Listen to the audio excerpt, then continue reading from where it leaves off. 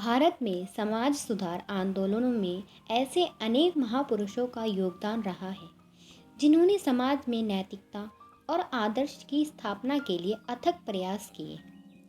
ऐसे ही एक महान संत गुरु गोरखनाथ थे जो समग्र भारत में भ्रमण करते हुए धर्म और नैतिक जीवन जीने की प्रेरणा प्रदान करने में आजीवन लगे रहे।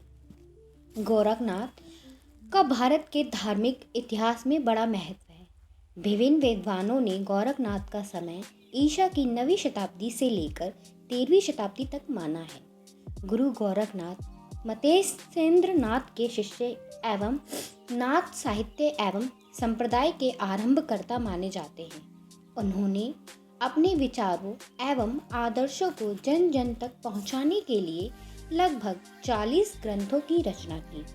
गोरखनाथ ने अपनी रचनाओं में जीवन की अनुभूतियों का सघन चित्रण करते हुए गुरु महिमा, इंद्रिय निग्रह, प्राण साधना, वैराग्य, कुंडलिनी, जागरण, शून्य समाधि आदि का वर्णन किया है। गुरु गोरखनाथ ने सांप्रदायिक मान्यताओं को खारिज करते हुए जगत में मानव सहित सभी जीवों, वनस्पतियों आदि से प्रेम और मैत्री का भाव धारण करने का उपदेश दिया है। गुरु गोरखनाथ की रचनाओं में प्रखर सामाजिक चेतना एवं सामाजिक हित दिखलाई पड़ता है। गुरु गोरखनाथ समाज को बांटने वाली शक्तियों से सावधान करते हैं और समाज में व्याप्त कुरीतियों और बाह्य आडंबरों पर आक्रमण करते हैं। गोरखनाथ के आविर्भाव स्थान के संबंध में विद्वानों में मतभेद नहीं है। अधिकांश विद्वान इनका जन्म क्षेत्र जालंधर पंजाब को मानते हैं। गुरु गोरखनाथ परिवाराजक संत थे और प्रगतिशील विचारों का पक्ष पोषण करते थे। गुरु गोरखनाथ ने लोक मंगल की भावना से बौद्ध, शैव, शाक्त आदि पूर्ववर्ती संप्रदाय को एकीकृत करके उनकी जटिलताओं को दूर करते हुए सरल एवं सादगीपूर्ण व्यवस्था का निर्माण कर धर्म को सर्वसुलभ बनाया। संतोष, अहिंसा एवं जीवों पर दया गोरखनाथ का मूल मंत्र था। गोरखनाथ का अभिमत था कि धीर वही है जो चित्त विकार के साधन सुलभ होने पर भी चित्त को विकृत नहीं होने देता। 9 लख पातरी आगे नाचे, पीछे सहज अखाड़ा, ऐसो मन ले जोगी खेले, तब अंतरी बसे भंडारा। गोरखनाथ की एक पुरातन मूर्ति औद्राद पोरबंदर गुजरात के गोरखनाथ मठ में स्थापित है। इसी प्रकार गोरखनाथ जी का एक भव्य एवं विशाल मंदिर उत्तर प्रदेश के गोरखनगरपुर में स्थापित है। कहा जाता है कि इन्हीं के नाम पर इस जिले का नाम गोरखपुर पड़ा। नेपाल में एक जिला है गोरखा।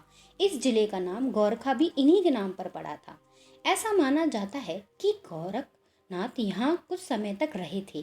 गोरखा जिले में एक गुफा है जहाँ गोरखनाथ के पग चिन्ह और उनकी एक मूर्ति है। यहाँ प्रतिवर्ष वैशाख पूर्णिमा को एक उत्सव मनाया जाता है जिसे रोट महोत्सव कहते हैं। उत्तर प्रदेश के गोरखनाथ मंदिर में भी प्रतिवर्ष मकर संक्रांति के दिन खिचड़ी महोत्सव का आयोजन किया जाता है। कहा जाता है कि इन परंपराओं को गुरु गोरखनाथ ने ही आरंभ किया था।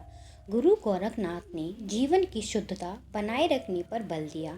जीवन की शुद्धता के लिए धन संचय से दूर रहने की प्रेरणा गोरखनाथ के काव्य में स्पष्ट दिखाई देती है। गुरु गोरखनाथ एक महान रचनाकार भी थे। डॉक्टर पीताम्बर दत्त वडधाल की खोज में इनके द्वारा रचित 40 पुस्तकों का पता चला था। इनमें से कुछ प्रमुख पुस्तकें शब्दी, 15 मच्छिंद्र, गोरखबोध, गयान, चैंतीसा, शिष्ट पुराण, नवग्रह, गोरख वचन, अष्टचक्र आदि हैं।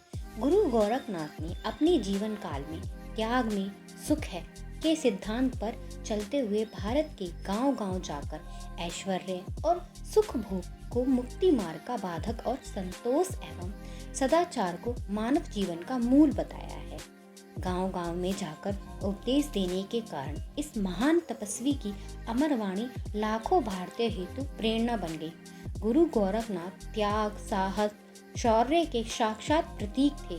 निसंदेह इस महान गुरु के महान संदेश अनंत काल तक मानव को मर्यादित एवं आदर्श जीवन यापन की प्रेरणा देते रहेंगे। धन्यवाद।